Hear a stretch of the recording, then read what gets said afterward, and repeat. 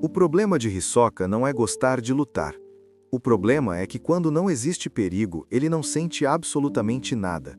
E toda vez que alguém só consegue sentir algo no limite, o final costuma ser o mesmo.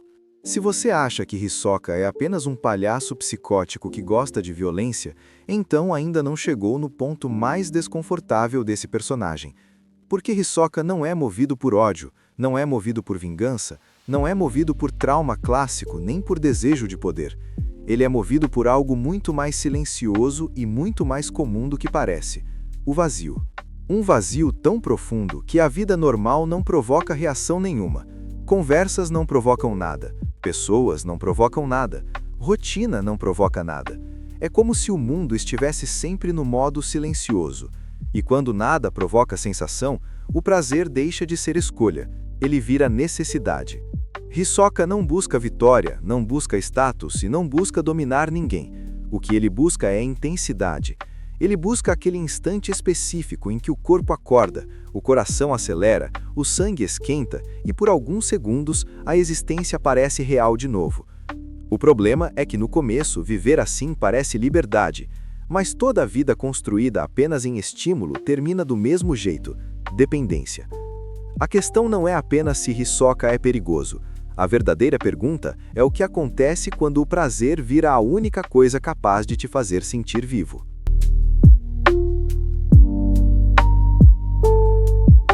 Hisoka engana porque ele sorri. Enquanto a maioria dos vilões carrega raiva, frustração ou desejo de controle, Hisoka carrega entusiasmo. Ele se diverte, ele provoca, ele transforma o risco em brincadeira. Mas existe um padrão psicológico claro por trás disso. Ninguém busca estímulo extremo quando a vida já tem sentido. Pensa numa criança entediada. Quando o dia está vazio, qualquer coisa vira diversão, até algo perigoso. Agora imagina tirar os limites, tirar o medo real das consequências e colocar isso em um adulto extremamente capaz no mundo onde a morte é quase banal. É isso que Hisoka é. Ele vive em um mundo que não o toca emocionalmente. Pessoas comuns não despertam nada. Conflitos normais não despertam nada. Relações não despertam nada. Só o risco quebra o silêncio interno. Só o perigo faz algo se mover por dentro. Por isso, o combate nunca foi sobre machucar o outro. É sobre sentir o próprio corpo reagindo. É sobre provar, nem que seja por alguns segundos, que ainda existe algo ali dentro. É aqui que Sigmund Freud ajuda a entender Hisoka com clareza. Freud falava do princípio do prazer, a tendência humana de buscar prazer e aliviar tensão. Mas ele também percebeu algo inquietante. O ser humano nem sempre busca conforto.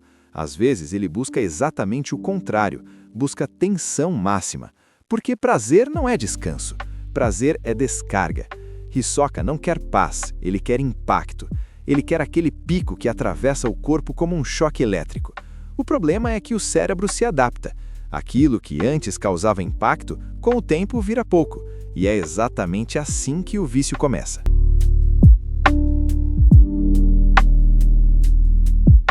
Quando você vive apenas para estímulo, o mundo comum perde cor. O que antes era divertido vira chato. O que antes era intenso vira fraco. O que antes era suficiente vira vazio. Hisoka não consegue mais sentir nada em situações normais. Por isso ele precisa aumentar a aposta o tempo todo.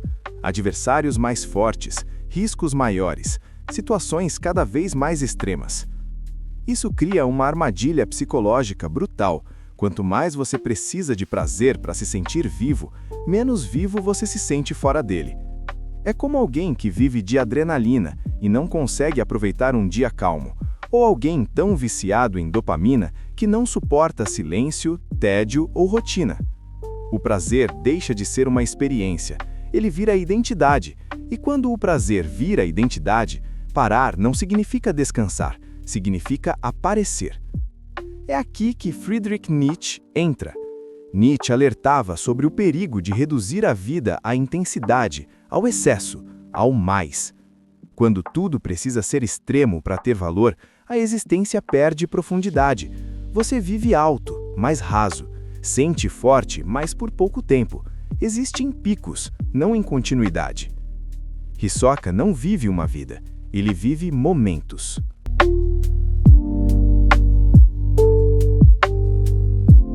Repara em como ele se comporta fora do combate. Ele parece desligado, desinteressado, quase ausente. O sorriso não é alegria, é antecipação. Ele não está feliz agora, ele está esperando ficar. Sempre esperando o próximo estímulo, o próximo risco, o próximo choque que vai fazê-lo sentir algo. Quando encontra alguém forte, ele não quer vencer rápido, ele quer prolongar, quer esticar a sensação, quer transformar o confronto em um ritual, porque no fundo o prazer nunca foi sobre o outro, sempre foi sobre fugir do vazio interno. E aqui vem a parte mais desconfortável. Hisoka não é impulsivo, ele é consciente. Ele sabe o que sente, ele sabe o que busca, ele sabe que isso é perigoso. Mesmo assim, ele aceita, porque o vazio parece pior do que qualquer risco. É como alguém que prefere um relacionamento tóxico ao silêncio, ou alguém que prefere um trabalho que odeia ao sentimento de inutilidade. A dor conhecida parece mais suportável do que o nada. Hisoka escolheu o prazer como anestesia existencial. O momento mais revelador de Hisoka não é quando ele mata, é quando ele escolhe esperar. Ele poderia eliminar ameaças cedo, poderia evitar riscos, poderia preservar a própria vida, mas ele não quer segurança. Segurança é entediante. Ele quer exatamente o ponto onde tudo pode acabar, porque é ali que ele sente algo real. Freud dizia que, em certos casos, o ser humano flerta com a autodestruição não por ódio à vida, mas por uma tentativa desesperada de sentir algo autêntico. Nietzsche iria ainda longe. Quando o prazer vira a única forma de valer, a própria vida perde valor. Hisoka não protege a própria existência, ele a aposta. Viver deixa de ser algo a ser cuidado, vira algo a ser gasto. E esse é o colapso silencioso. Quanto mais ele precisa do prazer para existir, menos ele existe fora dele. O sorriso continua, mas o sentido não volta. Hisoka não é livre, ele é dependente. Dependente de intensidade, dependente de risco, dependente de estímulo extremo para justificar estar vivo. Ele parece alguém sem limites, mas na verdade vive preso à única coisa que ainda o faz sentir alguma coisa. O prazer não virou recompensa, virou muleta. E essa é a advertência psicológica do personagem. Não é sobre luta, não é sobre violência, não é sobre ser vilão, é sobre o perigo de transformar estímulo em sentido, porque quando o prazer vira a única forma de existir, qualquer momento sem ele começa a parecer morte. Agora, se você quer continuar explorando personagens que revelam verdades desconfortáveis sobre a mente humana e análises que vão além de simples resumos sobre os personagens, dá uma olhadinha no canal. Tenho certeza que você não vai se arrepender. E claro, se curtiu, já deixa o like e se inscreve no nosso canal. Sua ajuda é fundamental para motivar a gente cada vez mais. E até a próxima!